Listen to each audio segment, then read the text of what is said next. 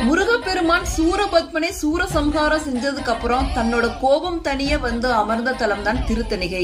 இங்க இருக்க முருகன் சிலையில வேல் கிடையாது. அலங்காரம் செய்யும் போது மட்டும்தான் முருகனுக்கு வேலை சாத்துகின்றனர். முருகப்பெருமானோட மத்த தலங்கள்ல சூரசம்ஹாரம் நடக்கும். ஆனா திருத்தணி முருகன் கோவில சூரசம்ஹாரம் நடக்காது. சூரசம்ஹாரம் அன்னைக்கு முருகனை சாந்தப்படுத்துவதற்காக 1000 கிலோ மலர்களால் முருகப்பெருமானுக்கு புஷ்பாஞ்சலி நடக்கும். திருத்தணியில தான் முருகன் வள்ளி திருமணம் நடந்ததா ஐதீகம். ஒரு புராணத்தின்படி இந்திரன் தன் மகளான தெய்வானையை முருகப்பெருமானுக்கு திருமணம் செஞ்சு கொடுக்கிறாரு. திருமண பரிசா தன்னோட ஐராவத யானையை வந்து கொடுக்கிறாரு. அந்த யானை வந்து இந்திரன் விட்டு போனோன்னா அவரோட செல்வம் வந்து குறைறத பாக்குறாரு. உடனே முருகப்பெருமான் அந்த ஐராவத யானை இந்திர பகவானுக்கு கொடுக்கறதுக்காக வராரு. ஆனா இந்திரன் அதை மறுத்துறாரு. உங்களுக்கு பரிசா கொடுத்ததை திருப்பி வாங்க கூடாது அப்படின்னு சொல்றாரு.